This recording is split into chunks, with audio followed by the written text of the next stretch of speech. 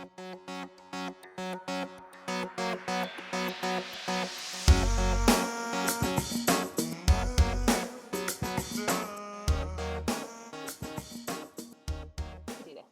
guys, and welcome to another episode of talking to some of the professional industry artists. I have with me today the fantastic, phenomenal Christina Modestou. Hi, Christina. Woo, hi, what an introduction. How are you doing? You all right? Yeah, I'm good. How are you doing? I'm doing really well. I'm concentrating a lot on Through the Roof Theatre, which is really nice. It gives me an opportunity to focus on something that is positive for the future. It's so exciting, isn't it? It's like all through this this kind of strange old time, some nuggets of like amazing things are happening, and it's giving people time to figure out what they want. It kind of gives you time to hone in, and lots of people are creating and doing things that are really exciting. So congratulations, because it's absolutely amazing. Thank you very much. I mean, yeah, it's really important that we do things like this. You know, we need to take a stand for ourselves sometimes and go, okay, so we can't do what we want to do currently, but actually look what else we can do and what we can do for the future, which impacts positively for many, many other people. So I'm very excited about it and my team are very excited about it. So let's press on. Hurrah! So many years ago now. Many moons. Many moons ago. Christina and I went to the Arts Educational Schools London, where we studied for 3 years on the musical theatre course there. I was actually living in 2 other accommodation places before I actually finally got to live with Christina for our 3rd year, which was so brilliant. I'm glad you still think of that fondly. I definitely do. We had the best time. It was amazing, you know. Bring back the days when all you had to worry about was like getting to Arts Ed on time and then getting home to order pizza. Well, I say that, it was blood, sweat and tears, but you know, we had a laugh. It was great. Every day, blood, sweat, tears. And then just to top that off, if you remember, like we used to come back to Ranelagh Gardens and then we'd be facing those stairs of doom going up to the top because there was no. Do you know what? I was just thinking about that before you said it. I was literally about to say, I bet you he's going to say about the stairs. I used to make you push me up them, I think. Absolutely. It was either pushing or dragging at some point. Yeah, like, come on. We can do it.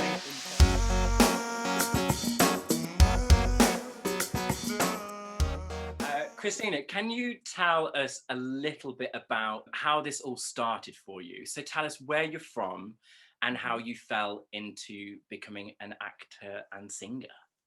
It's funny how you use the word fall with me because I am quite clumsy. How did you fall into everything in your life? No, I can't ever remember not doing this. I'm from South Wales, a town called Port Talbot, famously known for the steelworks, but also for like Michael Sheen, Anthony Hopkins, Richard Burton. Oh, there's loads of people from that area who seem to do really well. So it's got quite a buzz around it. Yeah, grew up in that industrial town by the sea with my mum and dad, who are both Greek Cypriot. So I've had like the Welsh culture and the Greek culture kind of with me all along the way. And my parents owned a hairdressers when I was younger. Well, my mum owned the hairdressers. My dad originally owned a club. He sold that when I was about 1 and then went into business with my mum. And probably when I was a toddler, they used to take me in.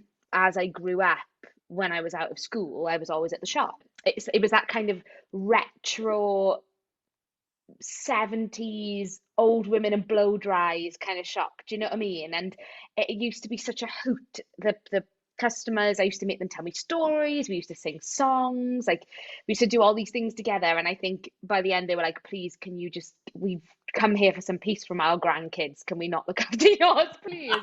But it actually came from them because mum and dad have no idea about theatre, or had no idea about theatre when I was little. And it was suggested in the shop, why don't you send her to some drama classes? Wow. And I must have been about 3 or 4. And they thought, oh well, let's try it. And I went with a friend. We used to try some things out together. I think we tried gymnastics out together. I wasn't too fussed on that because I wasn't very flexible, and she stuck with that. And then we both went to drama and modeling together, and she didn't fancy that, but I stuck with that. So we both kind of ended up doing those things. So I feel like I've always kind of done it, if you know what I mean, and always loved it, and decided from a really young age that this was something I kind of wanted to spend the rest of my life doing. And it wasn't until I probably got to school that I realized, oh my God, that it's a profession. You can actually do it. I don't have to do science and then enjoy performing on the side. I can do it and get paid for it and do what I love. And my mum very much loves what she does. So I come from that background of, you know, they do say, don't they, do what you love, you'll never work a day in your life. And that's kind of my mum and dad as well. So that was kind of passed on to me. And so yeah, so I've always done it really, and then just did Amdram. The stage school I joined was also part of Sylvia Young, but the Wales part. So we used to get sent up for auditions like quite young, for commercials. I did a commercial for rice that got sent to Saudi Arabia. I didn't know that. Very, very famous in Saudi Arabia. No, I'm joking. But yeah, I did some cool things. Yeah, I did like some board game stuff. I was on an advert for Animal Hospital in my pocket. Do you remember that when you used to Oh yeah. little Animal Hospital pieces? Remember that? I was on a little Yeah. advert for that. So I did like the odd like little bit of professional work as a kid, and then just did musicals in my local area. I went to like every stage school that was there. I tried it. You're no stranger to the TV scene. You have done other things, haven't you? Yeah, I did a soap in Wales, filmed in Wales actually. Before I came to Arts Ed, I did a soap called Belonging. I did a series of that before I left Wales, and that was a big eye opener to like that world of things. So yeah, it was great. There's another very famous one that you did Oh yeah, as I a know. child.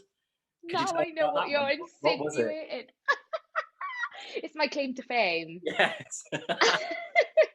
I'm in the choir scene, the All I Want for Christmas for You scene. I'm in the choir in Love Actually. That's my claim to fame. Doof, Yeah. doof, doof. Yeah. Every time I watch that film, I'm literally trying to pause it at a moment where I can see you.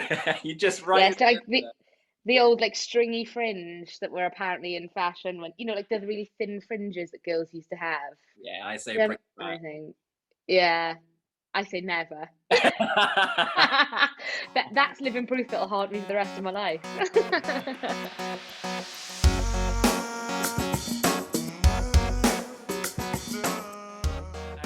How did you find Arts Ed as a place to train? I loved it there. Like it was everything. I think we were really lucky as well. We had like a really supportive year. I think we were in amongst a lot of change, weren't we? When we were there, there was a lot of change in staff.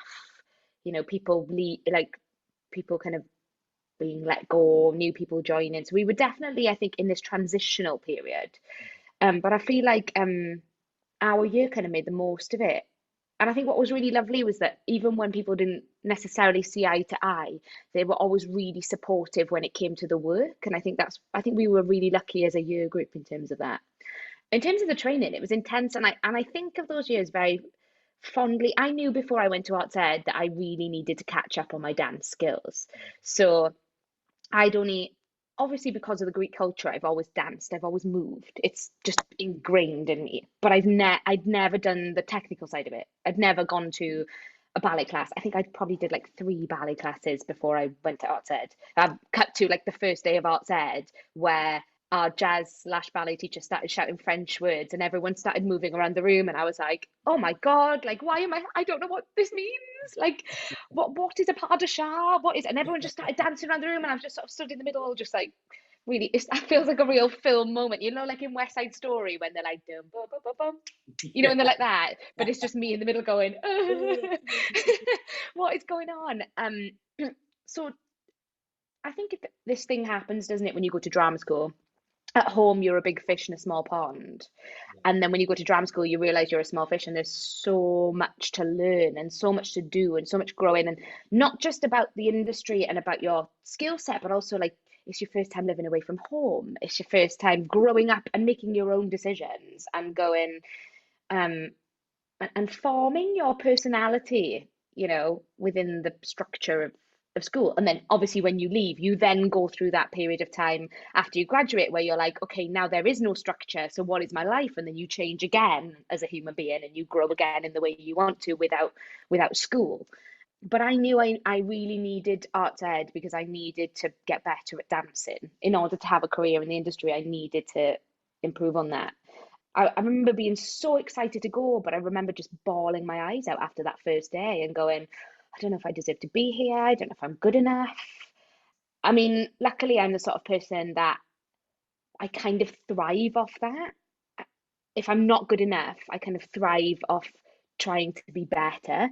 And I'm the sort of person that I think, looking back now, I didn't require a lot of attention. A lot of the teachers just used to let me knuckle down and get on with it. Like they didn't really used to bother me because I used to just push myself. And when I needed the help, I always felt like they were there for me. So I felt really, really fortunate. The only thing I think that is mad about, I think, and different about training now is that I realize how much we had no idea about like mental health when we were there.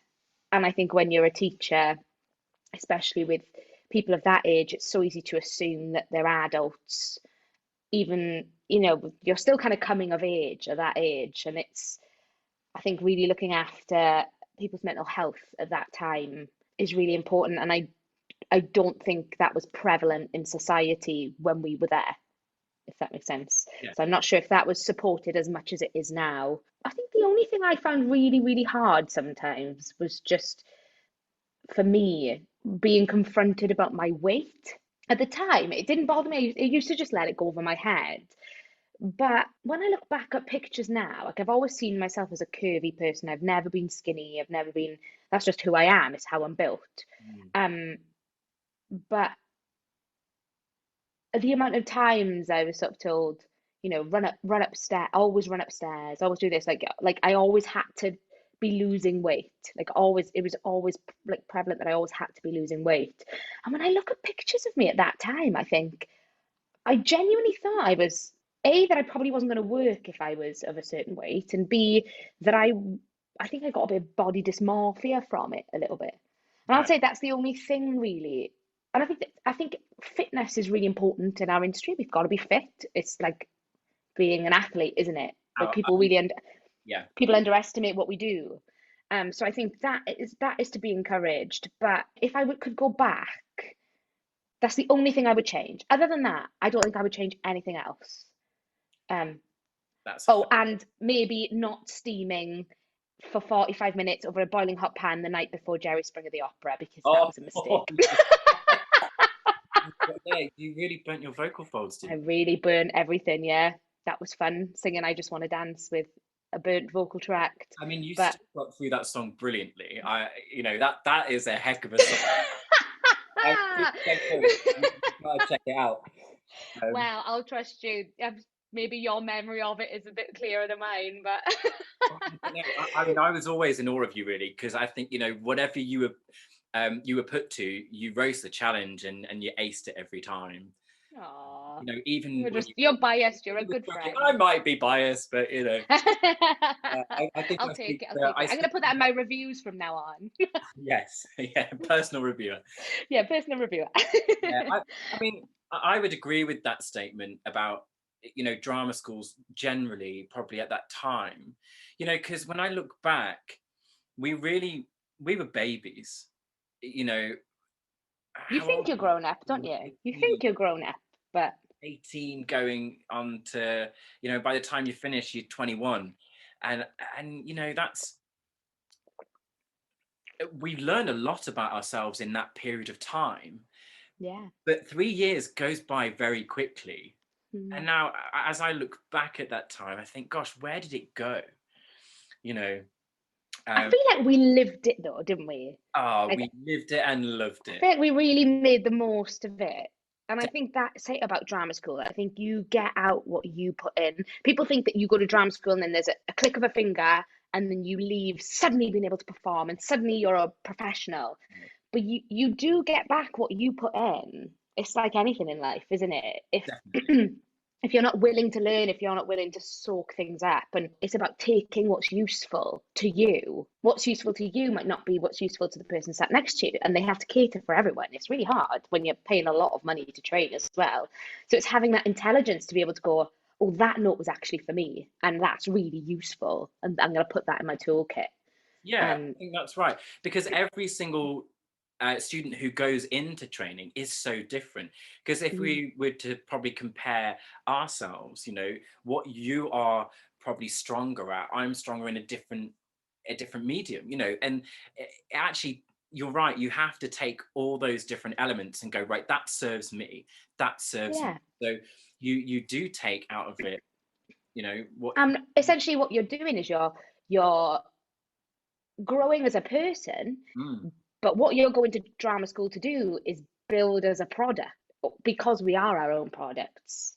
You know, if we're suddenly told that there's something about our person that's not helping our product, it can be really hard. But we're all human, aren't we? Sometimes teachers get it wrong, sometimes students get it wrong. Um, absolutely. so, Everything's trial and error, isn't it? Really. mhm.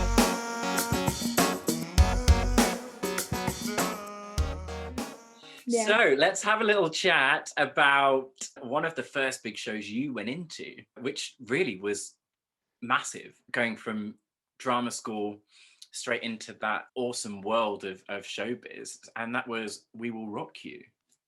Yeah, I felt really lucky. And when I got there, I actually found out that it was between me and another graduate, and it could have been either of us. It was just lucky that, it was just my job at that time. And was I really ready for it vocally for to cover that role? Probably not. It's a massive system. And covering the role of Killer Queen is like people with loads of experience play that role.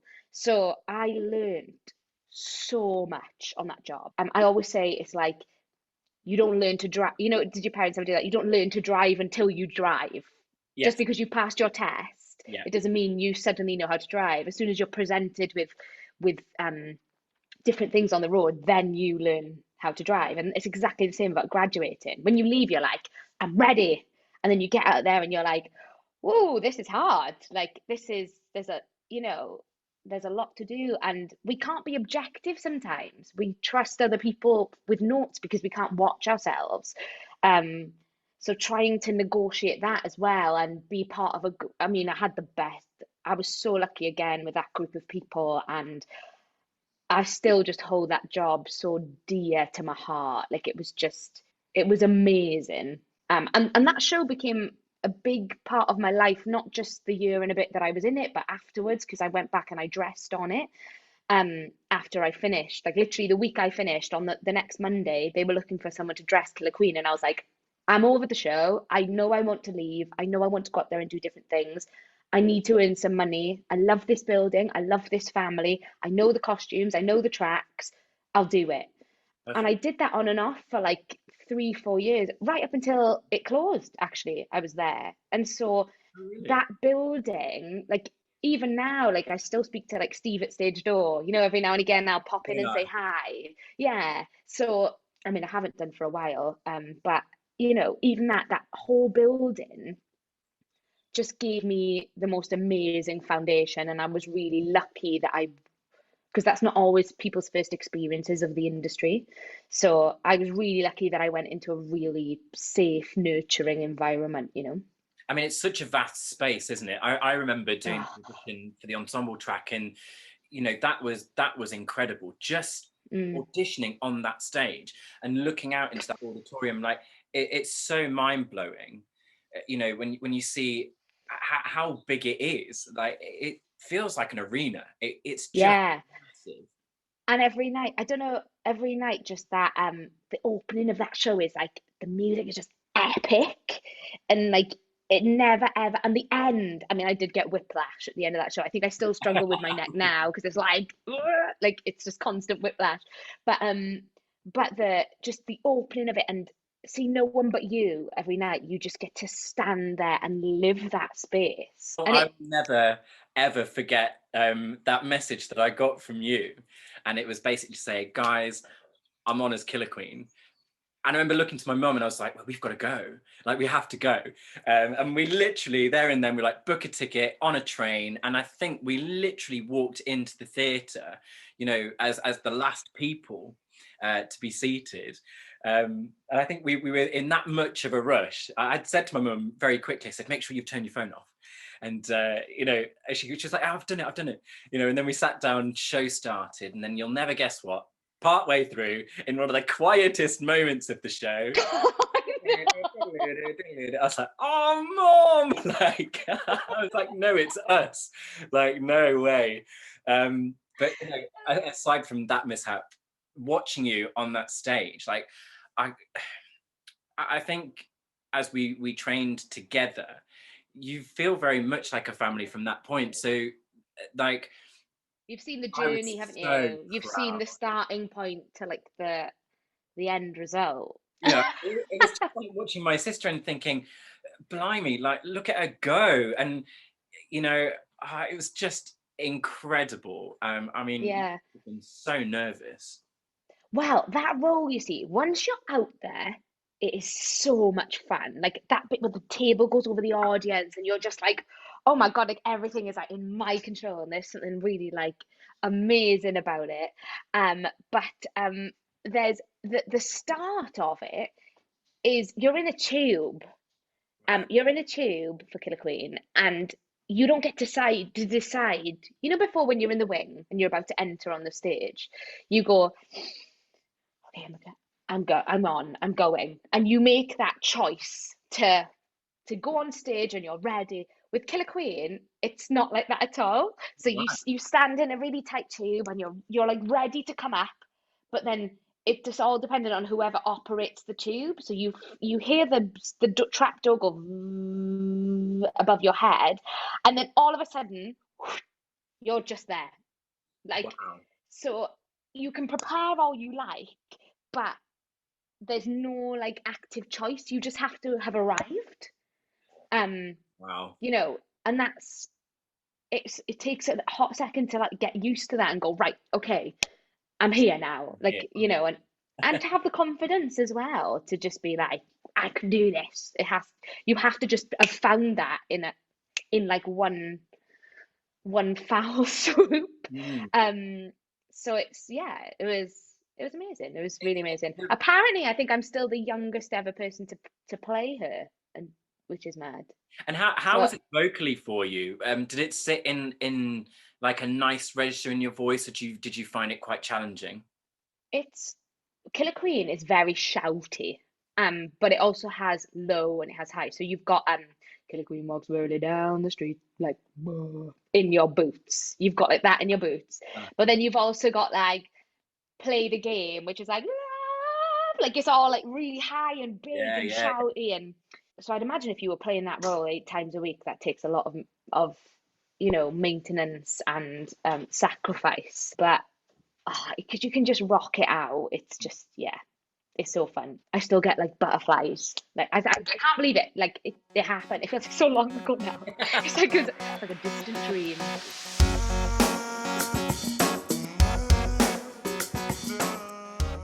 It was a weird time for me. And so by the time I finished Rocky, when I started auditioning again, there was a few like reality checks of not that I think I got above my station or anything, but like you do think, right, I've worked now, it should be easier. And weirdly, when you've been in a show for a year and a half and you're a graduate, you haven't done the rounds of the casting directors. Mm. So the casting director that casts you knows you. Um, and because I was covering an older role, I then got trapped in only being seen to cover older roles, which obviously I was like, I'm 21 or 22 at that point. I don't want to get stuck There's plenty of time for that. I don't want to get stuck there. So there was that. And then there was also that realization of, oh, actually, I haven't met a lot of the casting directors. So you kind of have to start again. And that's true for every job. You don't do a job and then come out at that level. You do a job and then you have to start again for everyone. Like it's just how it works. You think you'd be fine, but it's just not how it works in this industry. And it depends what breakdowns are out there, and it depends who knows you and how you write. And also I went through some vocal issues because having sung rock pop for a year and a bit, my voice got really stuck. So when I came to auditioning for other things, I was like, oh, I can sing We Will Rock You and I can sing pop, but I can't sing anything else. I'm really, really stuck. So I had to spend some time kind of undoing. So that was a big learning curve for me. And then I did a few like workshops, so like new musicals, and started sowing seeds. As opposed to bagging big gigs, I started sowing seeds and going, do you know what? I've heard that this person is amazing. I really want to work with them. They're doing a workshop. It's not paid, but it means I get to work with them. It means I get to, you know, and I got involved in Dan Looney's stuff at he wrote a show and we did a workshop of it at our TED, and that's where I met Luke Shepherd and Jake Brunger, and Luke then cast me in The Heights like a year later. So I sort of see like 2011 like that, or not 2011, it would have been 2012 as my kind of sowing seeds year. And I took the time after going from something really big to actually just making the most of small things. Right. And also getting used to cabaret as well, being me on stage and starting to realize that actually, if I want to do certain things in this industry, I've got to show that I can do them, not just in auditions, but I've got to take the leap and do this gig and do that gig and do things out of my comfort zone and push myself and basically go back to kind of training again and live outside of my comfort zone. And that's the kind of year where I realized that. And I also went through like a breakup and lost all my confidence, all that sort of thing, and you do that thing where you sort of start from scratch again. And it was kind of the best thing that could have happened, really, because then it's like that wasn't the year I dug my roots in and went, what do I want? I went away and I did Panto again, had the best time. Panto is like the hardest job, isn't it? Oh yeah, like it's hard work. energy, like Yeah, play hard, work hard, play hard. So many shows, and it's Yeah. that moment when you come off stage and you're like, I'm me now, and then next minute it's like, and I'm back again. And I'm back again. Yeah, it is. I loved it. I absolutely loved it. And then I came back from there, and then my next sort of bigger gig then I guess was in The Heights. So yeah. Which is a fabulous, fabulous show. Still my favourite. And you played Nina, is that right? That is right. Look at you. You've done your research. I know. It was actually the one show that I was desperate at the time to come and see you in, but I was busy doing something else at that time, and my schedule just didn't allow me to come and see that show. Bad friend. No, where were the days when you dropped everything and ran to the Dominion Theatre and then it all fell apart? Moment right here. I'm joking. I've been listening to the soundtrack recently, and I think one of the songs that really strikes me is Breathe. That must have been the most fabulous thing to sing every night. Did you really relish that? Yeah, I think I tried to relish the whole experience. It was short-lived. We had like, it was short-lived for like no money. It was, we got paid a travel card for rehearsals. That was it. £35 a week. So I was dressing whilst I was rehearsing. So, and auditioning as well. And it was like 4 or 5 weeks rehearsal, and then it was only 4 weeks at Southwark. So by the time we got in our stride, it ended. So it was like a glimmer of just this magical experience. And everyone who was part of that cast was at some sort of turning point. Not just the cast, actually, the creative team, the producing team, Southwark itself.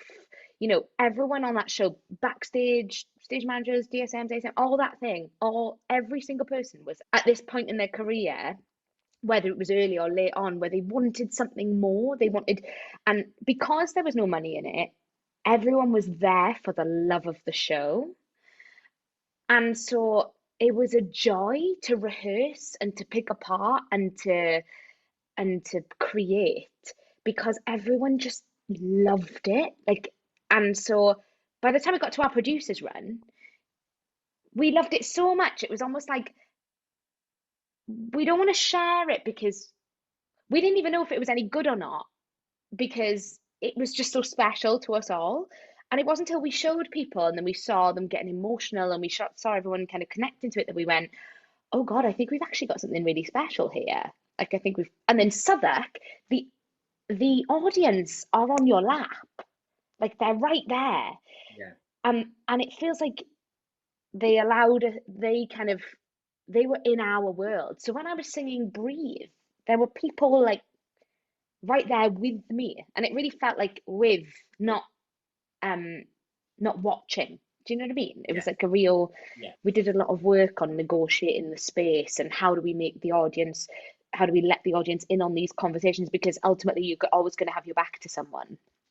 And we did a lot of work on that. And so it was just yeah, just an absolute pleasure to be on stage with those people and to be part of that room. It is a shared experience with Mm, the audience. Not that it isn't on, like a standard proscenium arch stage, right? The audience is kind of quite far away, but when it is so close, it's so intimate that it is a shared mm, experience, isn't it? So I yeah. think, And the music is just, it just me like naturally, if you really give in to just literally the beat, it just makes you go. And I think if you trust that with that show, and that's where you start from, then it's just incredible. one of the things that I remember coming to see you in at the Belgrade Theatre was Rent. It was a fun show, Rent. It was hard. I fractured my eye socket on Rent. Yes, you did. Can you I tell us did. about that? Oh. Basically, we had a show delay for an hour and a half, and we thought we were cancelling the show, but then we weren't. So I think we all just bagged up all this energy, and I just had really slippery shoes, and I slipped and smacked my head off the scaffolding pole. Yeah. Apparently continued with the choreography though. I don't remember it. I was like Dory when I came off stage. I just ran off and I was like, "What's happened?" They were like, "You've hit your head. This is what's happened." Da, da, da. 20 seconds later, what happened? Like, I was like literally like Dory. And then the show got cancelled anyway after the audience waiting for an hour and a half to watch it. See, I told you I fall into things. They do say though that if you fall on stage, it means you're going to return to that theatre. So I'm convinced that my clumsiness is what keeps my career going. So keep falling. That's what I say. Keep going, girl. Let's talk about Shrek actually, because I was performing in Southport in Aladdin there, and I remember you saying, I'm actually in Liverpool, which is not far away, and you were performing as Dragon that evening. So I grabbed a couple of us and I was like, let's go over, let's go and see. So I drove us over, and it was just the loveliest experience. Like, you were just down the way. How Doesn't was it? it? I love it when that happens, when you're like, oh my God, we're close by. It's so exciting. Yeah, it was perfect. The first time I did Shrek, I played Mama Bear, Mama Ogre, and then I covered the dragon. And then I went back on it in 2018 for like 3 months, and then I played the dragon then. So Okay. yeah, it's a great show. It's one of those ones that it's quite taxing because it's so like happy all the time, and and my track was very much on and off stage. um was probably off stage more than it was on stage, but when it was on stage it was really high energy. But Right. that dragon song, I just, because you're in a booth, you don't have to worry about what you look like. You only have to worry about you and a microphone. So I learned that skill on that show, how to, they've got a puppet, but you have to make that character come to life just with your voice. Right. And that is a skill in itself. So I learned so much about kind of doing that, and I had so much fun with it. And then, of course, one of the things that you are probably so very well known for now is Six the Musical. That's gone so mad. It's like six girls in North London just in the studio thinking, oh, well, yeah, we'll record this. And now it's like playing outside the theatre on Broadway, and well, it was, but yeah, and people are sort of tuning into it at home and seem to be really excited about it. So yeah, I mean, we're it's very lucky. just mad, isn't it? Of course, you played the cheeky Anne Boleyn, I did. who is She's my actually from fave. history one of my favourite people. I knew that. I Yeah, knew I know. I remember you messaging me like, "You're gonna love this thing that that. and actually, at the time when you were doing it, I didn't really know anything about it or what it was. I mean, I guess you didn't to an extent. We did do a full performance of it, but it didn't have a design yet. It didn't have a set yet. So essentially, the version we did was it was actually like a nine-piece band. There was no pre-recorded tracks. We had a full band, and it was just six women, two sets of steps in pre-marked costumes, probably. Like the costumes always make me laugh. And I look at the pictures of like our costumes and the new costumes, I'm like, oh. I did love my bomber jacket though. We loved them at the time. It was Yeah. great. But because it was like so raw, there was something really special about being part of it, and that's and not knowing a lot about it meant that we could really put our own stamp on those queens. So and that was the first time I'd ever done that. Really put my own stamp on a role, which I found really exciting. I think in the audition I had to speak the lyrics to "Don't Lose Your Head" like it was a monologue because obviously Right. we didn't know what the music was. And it's so funny though because it's like it got to the middle and I was like, I think I have to rap. So you know all that like Henry's out every night. I was like, I'm rapping. Apparently I'm rapping, and you know me, I'm like the least cool person in the history of the world. I mean, when I listen to it, it's really funny because it's actually in a style that I wouldn't normally hear you sing. But I Yeah. think that's kind of what's so refreshing about it. It kind of makes you go, well, this girl, she's a varied artist. She can go outside like comfort zone. She can do it. She's great.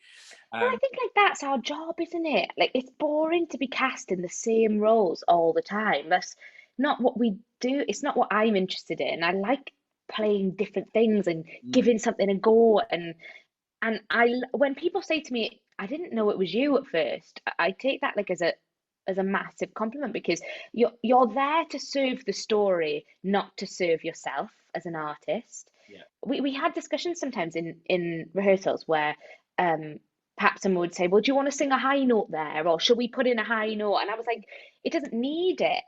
Okay, yeah, it might make Christina Modestou look better, but at that moment in time, it doesn't make sense. Mm. Like, I don't need people to know I can sing. I need people to hear her story. What can I do to serve this character, not what can I do to serve myself? Every time. Every time. Your song is probably one of the most famous from the soundtrack, and probably one of the best loved because it is so cheeky, because it is so fun. I think Um, because people can sing along, even bad singers can sing along to it. That's probably why. my mum in the background. Sorry, not sorry. I'd love to hear that. I need you to film that and send it to me. Sorry, mum. I didn't mean that. Love you, Tracy. It's been streamed by millions. Like, how does that make you feel? Probably inside my little people inside my brain are like, yay, but it is a bit nuts. Yeah. Because I mean, you've known me for a long time. I've never really wanted to be famous. I just want to be good at what I do, you know? So the fact that that's happening is massive. I feel really grateful. Yeah, I think it's well, for me as your friend, it's fantastic. Like, Oh, thanks, Gib. um, so, you're not necessarily part of the show as it is now. You were part of the previews of it, really.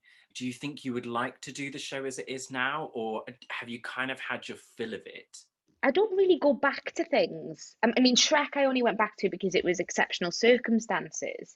I kind of like to always, you know me, even my daily routines, I don't really like repeating things.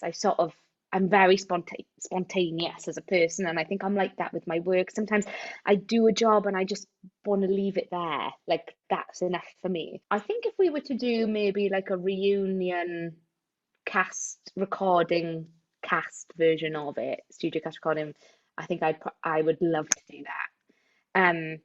With regards to going back in the show again, I mean, never say never. I don't know. We'll see. That could be fun. It would be fun. I do actually. I would love to wear that green dress. Maybe not after lockdown, but I actually think it's one of the better ones in the show. Like, I think you'd rock it. Gabby Slade, honestly, the costume designer, she did In the Heights. I did In the Heights with her, and I did a show called The Last Mermaid with her in Cardiff, and she is unbelievable. Like, so those costumes are just like.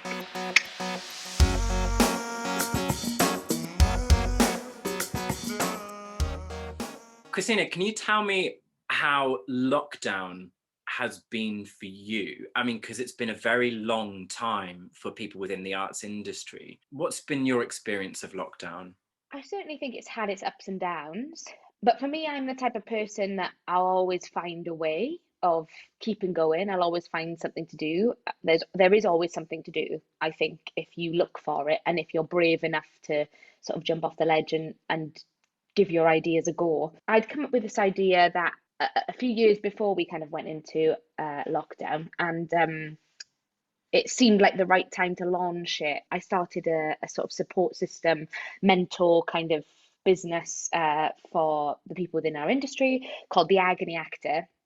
And I literally launched that the week we went into lockdown. I was like, I sort of turned to my partner John and went, now's the time to do it, isn't it? And he was like, yes, do it.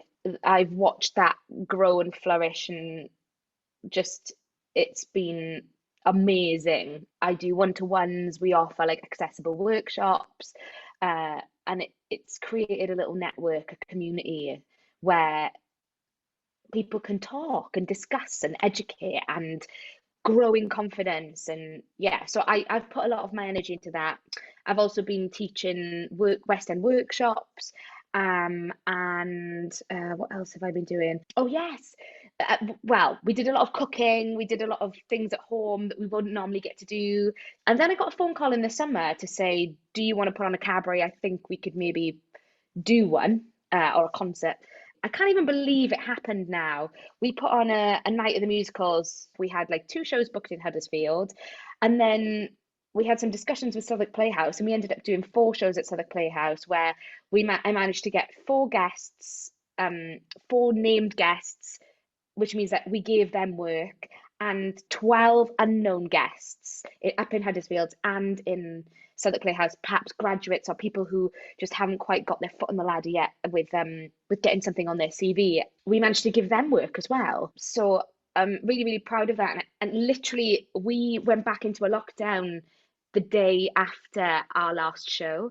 So I can't believe we actually got it in like in that window of time. We managed to actually put on a show, which was amazing. And I've always wanted to do it. So I feel like I've achieved things actually weirdly that I've always wanted to do. It's given me space to do that. And I think that anyone can do that. It's just being brave enough to do it. Obviously, there's down days. I'm not seeing my family for a very long time, and they are over the age of 70. And, that's really hard. Sometimes the monotony of, not being able to go anywhere and being on a dance floor and being at a coffee or have a coffee or go to the pub or go for a meal with friends and family, is hard, isn't it? And also sometimes the need to not want to perform and not feeling guilty about it. Yeah. I don't know about you, but like there's no pressure to be proactive, but for some reason you put that pressure on yourself. So it's about going, no, it's actually okay to just have a rest. I think you're right, really. This lockdown, it really gives you a chance to take some time for yourself, to have a rest, because, as an actor, you're kind of working to the next job, aren't you? You're preparing yourself, or, you're going to singing lessons, or you're looking for the next monologue for this, or, and it's an ongoing cycle. So really, in some ways, well, for me anyway, this has given me a couple of gifts. It gave me a gift of time with family.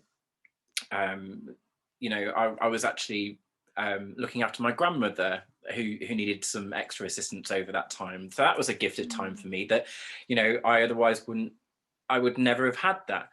And then I've been able to start this bad boy, which is amazing. And I think just to ground yourself again and to realize what you want and what sort of performer you are.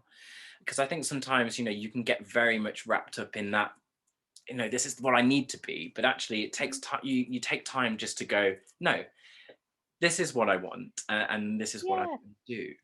And not just that, you see things that are bigger than that.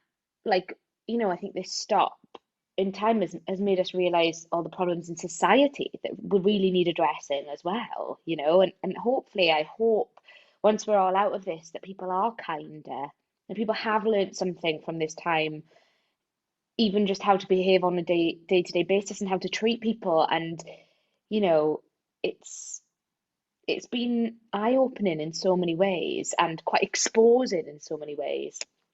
It's a struggle, though. I think one thing that's really hard is to differentiate between your home and work life, because home is work, work is home. I think that's quite hard. Um, but yeah, it's definitely had its ups and downs. So, Christina, Through the Room Theatre Company specialises in producing shows that aren't particularly well known to a wider audience. Are there any shows that you would consider to be lesser known, but definitely a gem that we could consider putting on in future? I think, in all honesty, what I would find exciting is investing in new writing, because I think that so much is actually being created from people being at home, I think. And quite often we tend to take shows from America and then let them get popular there and then put them on here. So for me, I would just love to see some support for new British writers. At the moment, it is a pretty tough time for everyone from both the amateur and professional performing background. What words of wisdom would you give to those going through that tough time currently? I think everyone's in a really probably different situation. I feel very fortunate that I'm surrounded by support. And if you're not, there's always support out there. What's most important is that we take care of ourselves. I think fundamentally that is the most important thing to do. Listen to your body. Don't beat it up for not wanting to do things. If you don't want to do something, it's because you don't want to do it. There's a difference between being lazy and actually going, I just can't face that now. And it's okay. And everyone is in a similar boat in some ways. So it's okay to take your foot off the gas, and it's okay to put your foot on the gas when you're ready to. I think if we all lived our lives a bit more like that, Yeah, it would be less overwhelming. But just one foot in front of the other, we can only control what's happening right now. I can't control what's about to happen in 5 minutes. I can't. And what's happened 5 minutes ago has already happened. So I think it's just about being in the moment and going, what do I have right now? So I think notice things that make you happy. Notice things in the moment that make you happy, even if that's going for a walk and going, oh God, I can hear the birds, and that's really, really lovely, and that's giving me a little boost today. It's the small wins. If you get out of your pajamas and you decide to wash your hair or shave, it's a bonus right now. It really is, small wins, I think. And so just taking care of yourselves and each other is the best we can do right now. And if you have that creative impulse, do it. Just get it on paper. Just go for it and be brave. That's what I think. as a producer of shows, we're going to see a lot of people for auditions. A lot of people have talked to me about how nervous they get before an audition. Are there any top tips or techniques that you use to help stem nerves? I think it's realizing that nerves are a really good thing. Nerves mean you care. Nerves mean you want to do a good job. So I think it's about how you channel them, not being scared of nerves, but going, oh, perhaps that nervousness is actually excitement rather than why am I feeling nervous? Oh God, how do I control them? You Yeah, can't. You can't control them. They are there and they are healthy. They're good for you. Nerves, and anxiety stem from kind of fight or flight. So are you going to run towards something or are you going to run away from it? That's kind of the only two ways. And I think with nerves, it's all about preparation. Worry about what you can control, i.e., learning the material, bringing in your idea. That's what an audition is about. The panel want to cast you. They want to cast someone in the role. Yeah. It could be anyone. Why can't it be you? And I think when you realize that there is so much about an audition that you can control, there's so much that you can't control. So don't worry about whether they're going to like you, whether they're going to employ you. There's no point. You can't control it. What you can control is how well you know the material. Is even if you've had only 24 hours to look at it, accept that. And I think before you go into an audition, accept your circumstances and go, I haven't had much time, but you know what? I'm gonna give my best to where I am right now, because that is all you can do. Um, and I think being yourself, and it's the hardest thing to learn, but going in as yourself and going, look, this is who I am. This is what I'm bringing to the table. Take it or leave it. And as soon as we realize that that room is in our control, it's not all in their control. Some of it is. As soon as you take the reins and go, no, this is a performance. I'm going to give you a performance today of what I think this character is or who I think this character is. And if that suits your model, great, let's talk. Let's see you at the recalls, you know? So I think nerves are a good thing. It's about taking in your idea, and you can only go in with the knowledge that you have. And there's no point in comparing yourself to other people. Everyone's different. So everyone's on their own journey. So just go in and just do your best and prepare. I think that's the preparation will calm the nerves, because you'll know you've done all you can, rather than avoidance. Yeah. You know, I'll do it right when I get in the room. I mean, then you're really winging it, and then you're not helping your nerves at all. It's about understanding yourself, and that's what I think calms nerves.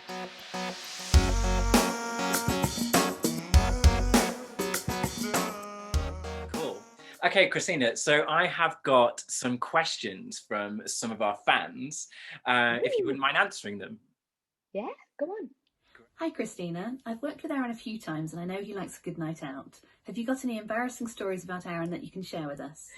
I have got too many stories about Aaron, but I feel like if I tell you them all, you might not forgive me. Oh my God, so many. I do remember that one night where we carried you home from Chiswick High Road from Vodka Revolution, and you fell asleep by the kitchen sink, and then I found you in the bath asleep, and we Yeah, kept putting you back in bed, and then yeah, is that too embarrassing to tell? no, that's perfect. I think I was literally like, I wonder what she was going to say. I think that happened one too many times as well. Yeah. But to be fair, remember that night I went out on to a fancy dress birthday party, and you put me in my pajamas and put me to Oh, bed. yes, So, that was you know, hilarious. we were really there for each other. I could talk about the time where you dressed up as Snow White's tampon, but I don't think that will. Just for reference, it was a Disney. Well, it wasn't even a fancy dress party. We just decided to go, and everyone went as a Disney character, and you didn't have uh, a costume for when to go as, so you just had a white t-shirt and white trousers, so you just Yeah, chopped them off, no, and that's that thing to tie into my hair. yeah, yeah, It was an awful decision. it was But, great. you know, I had nothing to wear. I was being creative. Like, I'm an I actor, know you were. right? Hi, Christina. What are your top three best love musicals? God, I'm really rubbish with picking favorites. Um, right now, oh, I love. I always love listening to The Wedding Singer, because the songs get me going and I really love them. It's like a fun one for me. Uh, In the Heights, 100% still one of my faves. And I've always wanted to do an all-female version of Jesus Christ Superstar, and I love the ding, ding, ding, ding, ding, ding, ding, ding, ding. So maybe I'll go with that. It changes all the time, though. It depends what mood I'm in. Yeah, I think that's the same with me. Like, I'm a bit fickle with it. Spam a lot. I'm a big fan of Spam a lot. I saw that like 5 times in the West End. Yeah, big fan. Lady of the Lake right there. Yeah, Uh, Lancelot, Lady of the Lake. We could do yeah. it. We'd be great. Christina, if you could do your professional training again, what would you do different? I don't think I would do anything different. I think I worked really hard. I think I took from it what I did. I think I'd probably have a word with myself and just, I would want to say to myself, don't stress over the little things. It's Yeah. gonna be fine. You don't need to stress, just enjoy it. It's not the be all and end all. It's an experience that you should enjoy every moment of. But again, after having that discussion about nerves, of course you get nervous, of course you care, of course, you beat yourself up about things because you're there to get better. It's like fail and try again, fail and try again, isn't it? You've got to keep getting back on the horse. So I think I would just say to myself, don't worry, it's all going to be fine. Hi Christina, which of the shows that you have done so far have been the most challenging? Good question. Probably Urinetown actually, because I was a swing on that and I covered 5 parts and I was thrown on in literally week 1, having not rehearsed a second cover. Luckily, I did all my own homework, so I knew pretty much everything. But I went on for like 4 out of those 5 tracks. Wow. And honestly, if you asked me to say a line or sing a song or dance something from that show now, I couldn't do it because there was so much information in my head that I couldn't ever stick to one thing because I was always, every day I was on for someone different. So I think that was probably the most challenging. I was on for Little Sally one day and I remembered being in the pre-show going, I don't know what's about to happen. I know the lines, I know the songs, I've never rehearsed them. I think I know where I'm going. I've got it all written down, but some of the changes were like really, really quick. And then, I mean, that cast was stellar. So I knew I was in safe hands. I knew they were going to look after me. And actually, I surprised myself. I knew more than I thought it was. But I think what's so brilliant about it is you're forced to. You have to be in the moment. You have to be reacting. You have to be there. So yeah, it was a massive challenge, but so worth it. So much fun. Are there any roles that you haven't played yet that you would still like to go on and play? Yeah, good question. I think if you'd have asked me like 4 or 5 years ago, I would have said Lady of the Lake, Elphaba, Nancy and Oliver. I love all like the meaty, fierce female roles. I love those. But since doing 6, my sort of answer now is that I would love to create a role, a brand new role, and originate it.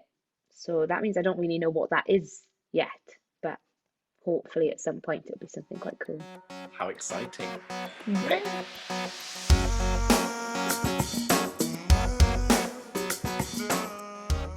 Christina, thank you so much for talking with us today. It's been phenomenal and a pleasure as always. I hope you have a nice rest of your day and I'll catch up with you soon. Thank you so much for having me. This has been so nice. Aww. And so lovely to see you. And thanks everyone for your questions. It's always a really pleasure to see lovely. you. All right, see you later. Bye-bye. Bye.